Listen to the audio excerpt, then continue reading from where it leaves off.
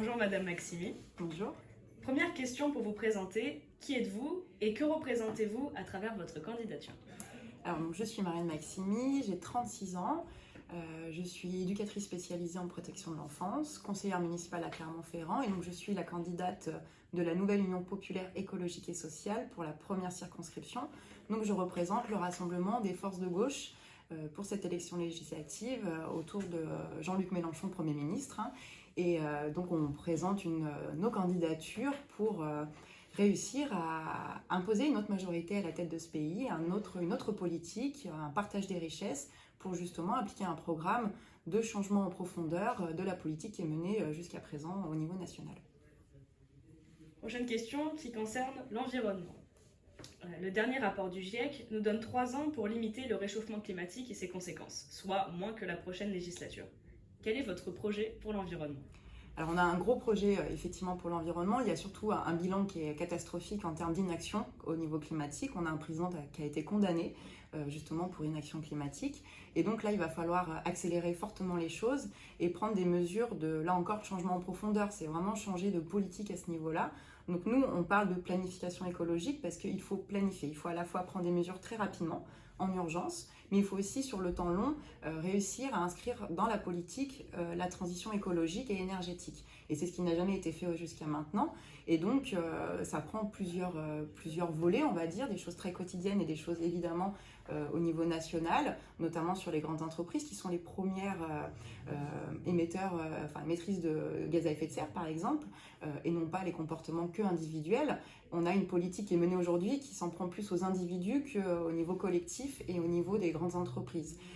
Nous, par exemple, on parle aussi de la règle verte. L'idée, c'est d'inscrire dans les politiques publiques le fait qu'on ne peut pas prélever à la planète plus qu'elle ne peut reconstituer par elle-même sur un an et ne pas polluer plus qu'elle ne peut absorber non plus. On voit les jours des dépassements arrivent de plus en plus tôt dans l'année et là, l'objectif de cette règle verte, c'est justement de pouvoir sur une année calculer ce qu'on prélève pour éviter justement de prendre plus que la planète ne peut régénérer par elle-même. Merci. Prochaine question qui concerne la santé publique. Pour contextualiser, diverses études estiment que 10 à 20% des personnes de sexe féminin de plus de 16 ans ont été touchées par la précarité menstruelle au cours de leur vie, majoritairement au cours du lycée et des études supérieures. Quelle est votre vision sur ce sujet ? Notre vision sur le sujet, mais c'est un combat qu'on porte aussi depuis un moment, nous, à la France Insoumise et dans l'Union populaire, c'est évidemment la lutte contre la précarité menstruelle, mais aussi la lutte contre toutes les violences que vivent aujourd'hui les femmes dans notre pays, mais aussi dans le monde entier.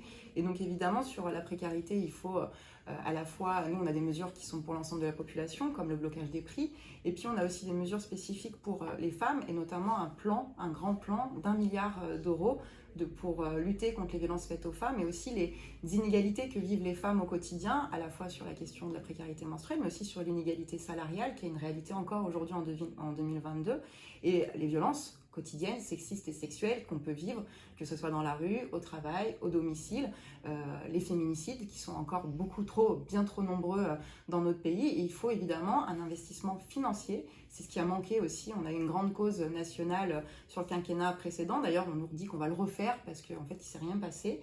Et nous, on veut évidemment, dans le prochain projet de loi de finances, débloquer justement ce 1 milliard d'euros nécessaire pour un vrai plan pour les femmes. Prochaine question qui concerne la fiscalité. Avec une majorité à l'Assemblée, changerez-vous le système fiscal? Et si oui, quelle taxe en premier? Alors oui, il y a un système fiscal à changer, notamment le fait que nous, on veut revoir les impôts en général. Alors il y en a un qui est très symbolique, mais très important, qui a été supprimé d'ailleurs par Macron, c'est l'ISF, l'impôt sur la fortune, qu'on veut rétablir, parce qu'aujourd'hui, on voit qu'on a une société où les riches sont de plus en plus riches, notamment depuis la crise du Covid, et les pauvres de plus en plus pauvres. Donc la question fiscale est évidemment au centre du projet politique, parce que nous, on pense qu'il faut répartir les richesses. Donc effectivement, il va falloir aller prendre chez les très riches de ce pays, qui vivent très bien, qui ont beaucoup d'argent, accumulé justement sur souvent le dos des crises qu'on vient de vivre, et pouvoir répartir. Et la question fiscale, c'est pas juste l'impôt, c'est à quoi ça va servir. Et en fait, nous, ce qu'on dit, c'est que cet argent qu'il faut débloquer, qu'il faut répartir, c'est pour renforcer nos services publics. Une politique publique, c'est-à-dire l'hôpital, la santé, l'école, donc l'éducation, ça peut être aussi les transports avec un service public du rail. Donc oui, on veut revoir la façon dont on partage les richesses et on veut aussi rétablir une justice fiscale, c'est-à-dire de faire en sorte que les foyers modestes, les classes moyennes, puissent payer moins d'impôts pour que justement celles et ceux qui ont les plus gros moyens puissent en payer plus. Prochaine question sur l'international. En 2019, le président de la République affirmait que l'OTAN était en état de mort cérébrale. Avec le contexte géopolitique actuel, pensez-vous que la France doit rester dans cette alliance? Et si oui, quelle place doit-elle y prendre? Alors nous, on est assez clair sur ces questions-là, notamment sur la façon de concevoir une diplomatie. On est dans un monde très manichéen où on nous fait croire qu'il n'y a pas d'autre alternative que de gros blocs. On l'a vu d'ailleurs là sur le conflit ukrainien, sur l'attaque ignoble de Poutine en Ukraine.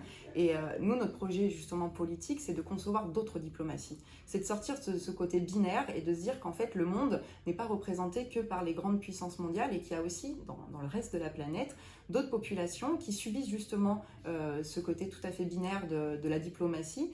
Et il y a des intérêts justement, mais pas que sur la question des conflits, mais la question écologique par exemple. On peut créer des nouvelles solidarités, des nouvelles façons de concevoir les diplomaties entre les États, entre les peuples, fait de solidarité plus que justement de rapport de force dans les conflits qu'on trouve aujourd'hui qui sont à chaque fois, qui ont pour conséquence que des peuples souffrent en fait de cette façon de concevoir les rapports à l'échelle du monde. Donc nous, sur la question de l'OTAN, sur la question notamment de ce conflit, on voit que la façon dont on a conçu la diplomatie depuis la guerre froide, en fait, amène justement à tendre les situations. Et qu'en fait, il faut réussir à une désescalade des tensions, ce qui est très compliqué. Hein. On ne va pas dire que la solution, elle va se faire en une année. Justement, ça va être comment on reconstruit à l'échelle du monde entier de nouvelles diplomaties, de nouvelles solidarités. Et il faut un corps diplomatique très fort. Et aujourd'hui, justement, Emmanuel Macron s'attaque au corps diplomatique français, qui est pourtant un des mieux formés au monde et qui faisait aussi une richesse dans notre pays, la façon dont on pouvait s'adresser au reste du monde. Et il va falloir renforcer justement ce champ-là de la société qui formait des diplomates jusqu'à maintenant. Très bien, merci pour vos réponses aux questions. Merci à vous.